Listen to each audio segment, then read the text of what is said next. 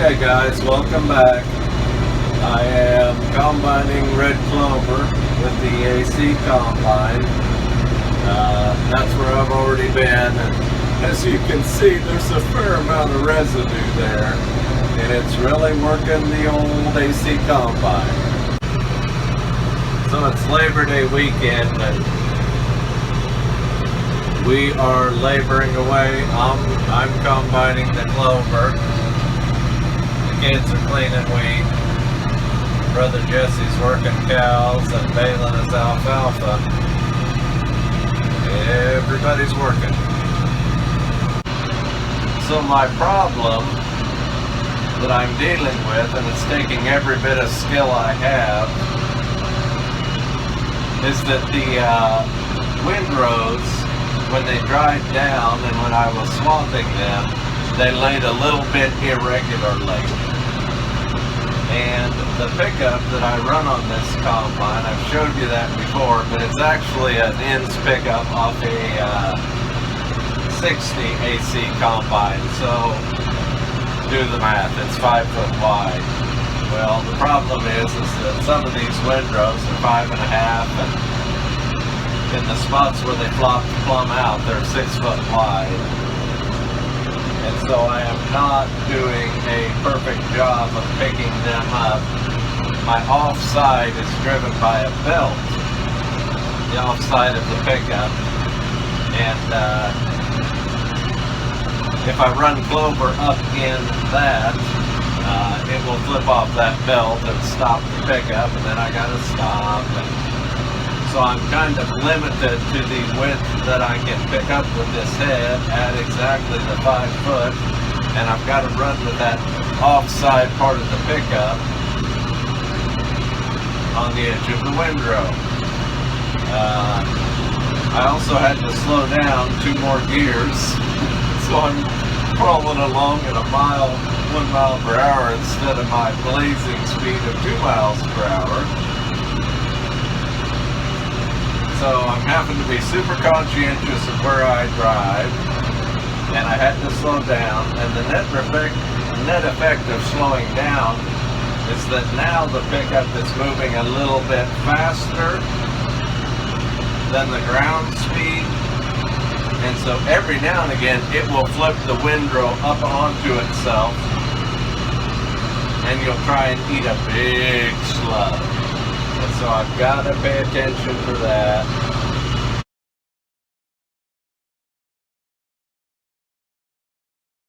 And I've got to hit my clutch every now and again when that happens. So, kind of like this whole summer has been, it's a challenge. There is real good red clover out here. Don't know what it's making yet. I've done 7 acres. I did 7 acres yesterday, and I've got probably 10 or 11 to do today. But it is yielding good, so thankfully there's that.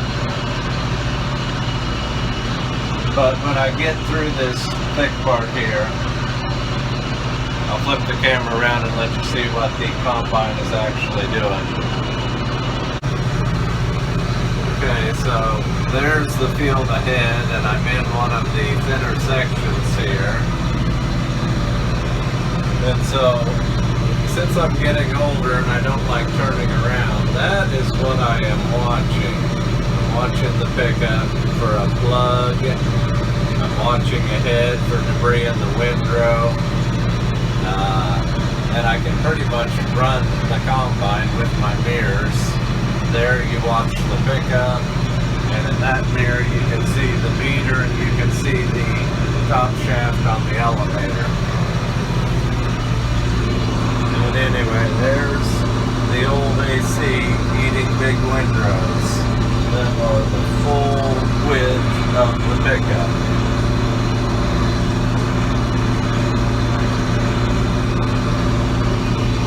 And there is the clover rolling out.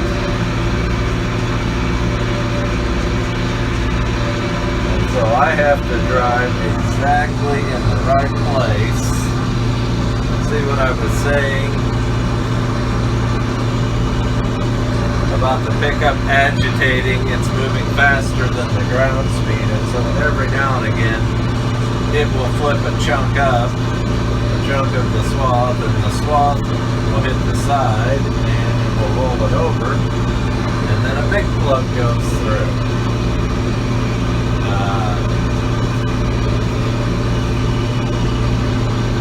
This doesn't require quite as much of my attention here, because if we look ahead at this swath, it's a relatively easy swath. Up there, those ones that are lumpy, they are huge. So the net result is that on the huge wide swaths, like I said, I'm running with my offside edge, that outside edge where the drive is. I'm running that on the edge of the windrow, so it's running as full as possible. But if I lump it up there and hit that belt, it'll flip that belt off. And so that is my limiting factor for width. And there's a shot of the Clover rolling out. It is rolling out. Don't know if you can quite see it, but boy, I can see the bright yellow goldish colored seed rolling out that top. Anyway, so to make a long story short, I would not be doing this with an AC60 or an AC66, you know, the canvas. I'll turn around back to the front. So the canvas machines, you would be rolling the windrow over and then trying to feed twice as much into the cylinder. And those combines, the 60 and the 66, do not have the front beater on them to spread it out. They just have a bottom canvas and a top canvas. But with those combines, you would, when you're going like I'm having to go here, you'd flip a windrow over and then you'd feed twice as much when it would catch. And you would run a real good risk of blowing up the combine. The 72 combine, like I said, has the front beater, and so even if I spread it a little bit, even if I roll it over a little bit thick, by the time it presents it to the cylinder, it's kind of crushed it and spread it out. So the 7 pull, and there is the problem. So I pop the head up, and I let the plug clear, and I let the head back down, and away we go again. So I really need to pay attention. This is a big job, guys. Thanks for watching. And the final fun thing I get to deal with, I've done about 5 acres now. Now I've got to go back to the shop and blow off the radiator. Clover dust, you know, is that very fine hair, and it's real good about plugging radiators. Well, I'm running north and south here, and the wind's out of the south, and so after about 5 acres, the radiator is completely covered. I go until my heat gauge comes up to the halfway point, and I've got to stop a little bit and let the tractor cool down so I don't mess up the turbo, and then blow it off and start again. You know, yesterday when I was combining, I didn't have any trouble because the breeze was out of the south and I was running east and west. You know, in the old days when we combined with an open station tractor, I remember many times Jesse, he would only combine the field one way, and that's into the wind. Not only was he fighting, you know, a 66 combine with its canvases and the feeding issues that it had, but you've got to be one tough customer to combine red clover and have the dust blowing on you. So anyway, we'll go back to the shop, get the radiator blown out, let the tractor cool back down. Okay guys, so I'm in the thickest of the thick here, and we are down, speed says we are right at 0.6 miles per hour, which is as slow as this tractor will go. I want to talk about the weather a little bit. So these swaths are bone dry, and that's the only reason that I have a prayer of being able to eat them here. And even there, I failed to eat one. Gotta pay attention. So anyway, we had that wet July when the seed was setting. Well, less than, even in that, you know, I think we had close to 11 inches of rain in July. So even in that wet period, the clover was able to set seed, which is a surprise to me, but I was talking with another good neighbor, he found the same thing. But it made all of this residue, and after that wet July, you know, well, it quit raining, and we went all of August with a half an inch of rain or so, and that was just, I think, well, it's the start of this week. But the only reason that I have a prayer of a chance of eating this much residue through an AC combine is because the swaths are bone dry. So the heat came back last couple days. Today I think it's going to be in the 90s. Yesterday it was right close to 90. But the windrows are rotted down and they are bone dry. And that's the only reason that I have a prayer's chance to eat them through the combine. So we do run, you can see the belt there that drives the pickup. And there's two more belts on the other side that run that pickup. But we do run those belts a little bit loose. We don't want them running at maximum capacity, so that if we do get a slug, you know, the belts will slip, the pickup will stop, I can push my clutch in, back up if I need to.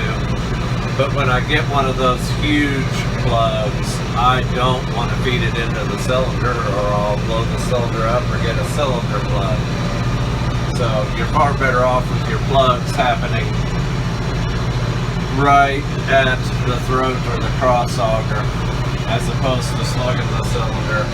There's the residue that we've already combined, and you can see it's pretty thick, guys.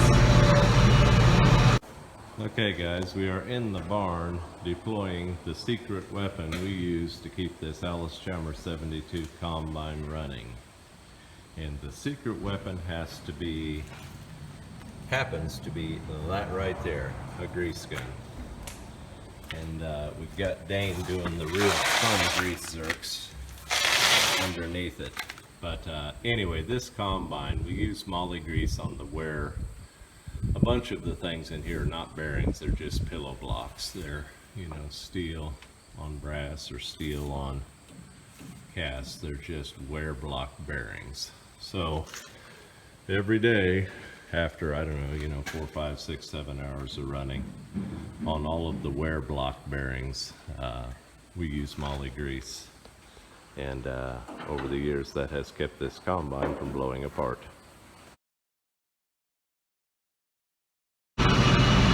Okay guys, I'm back for day 3 of combining red clover seed with the AC-72. So I want to tell a story. I saved the worst part of this field for last, and it's just insanely thick. And every now and again I have to ride the clutch. Running at a half a mile an hour is not slow enough. I've got to ride the clutch every now and again to keep from slugging the combine. So that's why I let this part of the field go till last. But anyway, when we started out, boy, that was a couple of years ago, probably 35 years ago, we had a neighbor, Boyd Friedel. And Boyd was the one, of course he was running, you know, 60 Alice Chalmers combines and 66s. Don't think he ever ran a 72. But he's the one who gave the advice of, you know, swath your clover and then walk away and forget about it. Let the swaths rot down real good before you came and combined it with the AC in. And Lord knows that Boyd had combined a fair amount of red clover, so it turns out that was pretty good advice. These combines are not overbuilt. And this combine is no longer serviceable. We will probably take one of our 410 combines and put a pickup on it and do the conversion bit, you know, put round hole screens in it and then filler plates in the concave. But anyway, that's not the story I wanted to tell. So when we started out doing red clover, our neighbor had given us that advice, but Brother Jesse was the combine man, and he started out with a 60 canvas machine. Well, one day he was combining on the hill, and I don't know what I was doing. I was over at the barn on the other hill, you know, an eighth of a mile away. But he was combining with a 265 Massey Ferguson, so he had an open station tractor, and doing it with that canvas machine, and he was just having a heck of a time, so I was kind of on standby. Anyway, I was watching him, and then, you know, I heard the combine quit running. So I thought, uh-oh, he's had trouble. But didn't see him there, so I didn't think a whole lot of it. And then about, I don't know, 20 minutes later, he came buzzing by in his truck.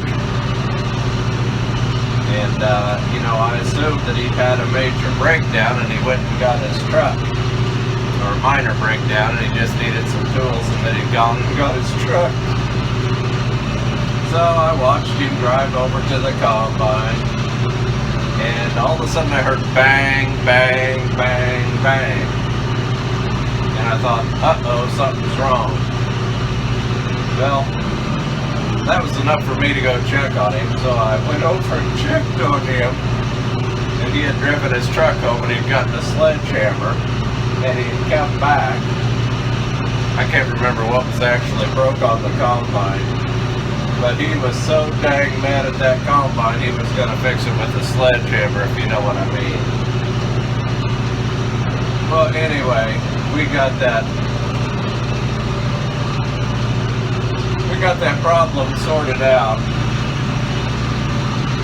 At that time, we were running a 66, and we didn't have it, or we were running a 60, but we did not have the ends pickup yet.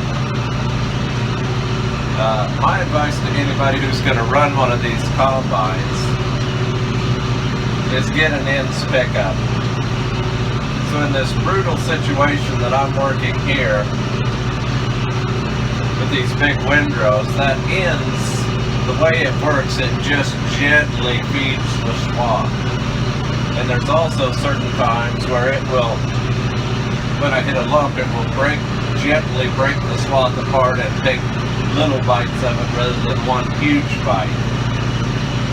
But our first pickup was one of the old spring tooth pickups, and it was on a 60 Alice Chalmers combine with the canvases. And boy, that combine was a touchy combine. It was very frustrating. I think the biggest problem was you would get into a heavy windrow like this, and the windrow would start to go up the canvas, and then it would roll over. And so it was doubling up, and then it would take that whole slug in. Needless to say, that's hard on an Alice Chalmers combine. You don't want to do that. So the other story I wanted to tell is that when we were starting out, you know, 30 years ago, you could find, there were still on farm sales, all the farmers around here. We had an Alice Chalmers dealer locally, and all the old farmers had run Alice Chalmers combines, and they liked them, but the minute a newer, bigger, better combine came along, of course, they switched up. But when we were starting out, there were a lot of these combines on farm sales in the country. About every old farm sale you went to had an Alice Chalmers combine. And so we bought, seems to me we bought 4 combines that had real good cylinder bars on them.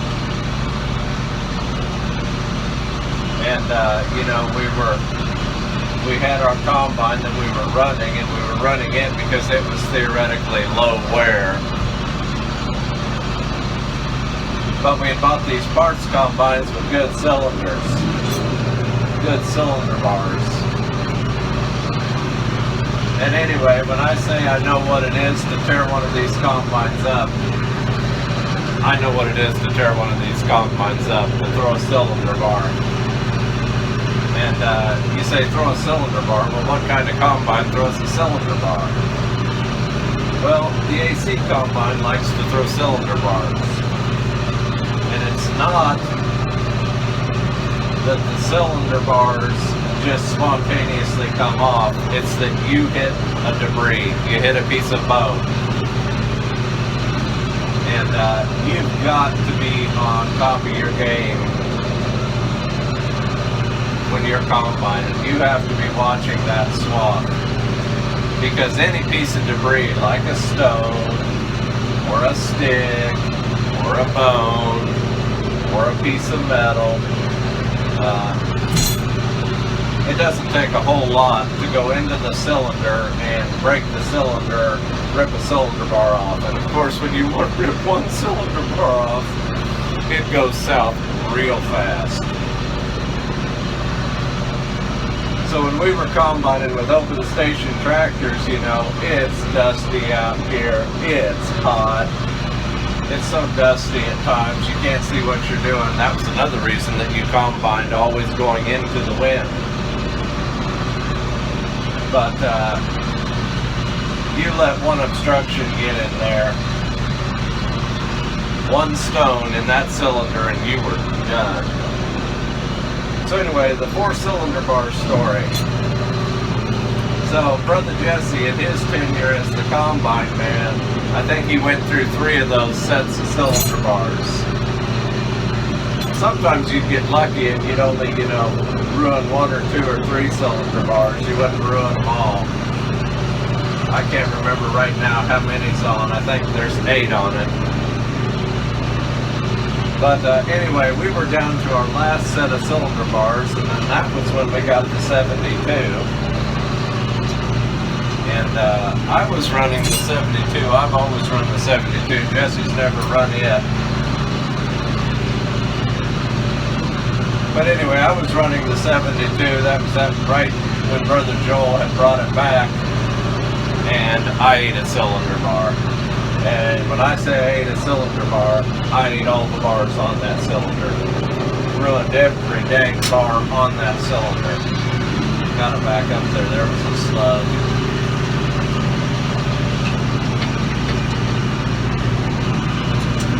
So I ate every bar on that cylinder, and that was the time, rather than getting mad at the machine, I had vibration in the cylinder. So the sad fact about this 72 was that it came from wheat and oat and soybean country. I think soybeans were the last thing they ran with it. But they had never run the cylinder at high RPMs, and of course when I started running red clover, I had the cylinder running 1200 RPMs. Anyway, there was vibration in the pillow blocks that carried the cylinder, and I kind of knew it. But after I put on our last set of good rubber-faced cylinder bars, since I knew that was our last set, that was when I took the Alice Chalmers 72 apart. I pulled the whole cylinder out. And I balanced the cylinder, and I put in the new set of bars. Our last new set of good bars. And I went and bought bolts. And I bolted all the bars on with grade 8 bolts. And washers. Good washers, grade 8 washers, grade 8 nuts, and grade 8 bolts. And then I balanced the cylinder so it was running smooth, smooth, smooth. And I did that with weights. There's provision in the cylinder of where to put weights to balance the cylinder. But anyway, I balanced the cylinder, and then I took all the play out of the bearing blocks that carry the cylinder bearings. And when I did that, I got this machine running smooth. Our cylinder runs very smooth, and knock on wood, I've run 8 years now, and I haven't had a problem with the cylinder. Of course, I had other problems, one of which was the shaker shoe. I showed you that in one of the other videos. It's important when you're running Clover that you have the shaker shoe set on the minimum aggressiveness. There's 3 holes there for how hard the shaker shoe shakes, and on Clover, since you're basically combining dry dust and little itty bitty seed, you don't need the shaker shoe running in the aggressive position. You need it running in the minimum position. But anyway, by reinforcing the shaker shoe and balancing the cylinder, I've run 8 years now, and so then I have become a better operator because I'm a lot more patient, and I run with the cab tractor now. And by running with the cab tractor, I'm not fighting the dust and not getting mad, and I'm able to concentrate on the job.